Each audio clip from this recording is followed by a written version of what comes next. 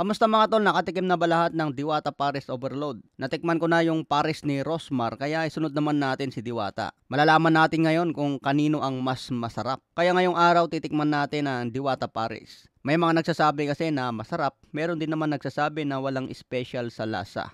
Siyempre magkakaiba ng panlasa natin mga tol kaya papakin namin ngayon yung sabaw ni Diwata. Dahil sa curiosity na rin, kaya napadayo na rin kami kay Diwata. Trending ang paresan niya dahil dinadayo nga ito at pinipilaan ng maraming tao. Hindi lang basta pila mga tol, talagang pila na umaabot ng 1 hanggang 3 oras. Karamihan sa mga customer mga tol na pinagtanungan ko, dumadayo pa sila katulad namin. Galing kami ng Cavite 11 PM, nakarating kami ng Pasay ng 12 midnight. Pagdating namin kay Diwata, mahirap maghanap ng parkingan. Ito ang unang problema dahil puno sa gilid ng kalsada. Pero siniksik na lang namin ang motor sa gilid. Gabi naman mga tol kaya wala sigurong nanguhuli sa gabi. Kahit mahaba ang pila at maraming tao, mabilis naman ang serving. 1 oras lang kami pumila at sa wakas natikman na rin ang mahiwagang pares ni Diwata. Mabilis ang serving kapag nakuha na ang laman sa pila, diretso agad sa sabaw at kanin. Okay naman yung mesa nila, siksikan lang kami dito dahil maraming tao. Lahat naman kami nakatayo dito habang kumakain. Ito na ang unang tikim mga tol.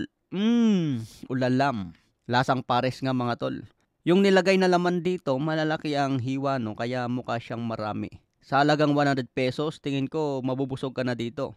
Sakto lang yung lasa niya sa presyo mga tol Ako kasi basta pagkain, lahat naman ayos yan basta nakakabusog sa tiyan. Ngayon ikukumpara naman natin sa pares ni Rosmar dito sa Kalawan, Laguna. Sino ang mas masarap? Napansin ko lang kay Diwata mga tol, no, mahirap siguro dito kung biglang umulan dahil mababasa yung mga kumakain. Okay naman yung pila, mabilis ang serving. Wag lang umulan dahil kulang yung tent nila sa dami ng tao. Buti ngayong panahon mainit at hindi na ulan kaya panalo. Kung ikukumpara kay Rosmar Pares mga tol, syempre yung place magkaiba. Nasa loob kasi ng mansion yung kay Rosmar, malawak ang parkingan.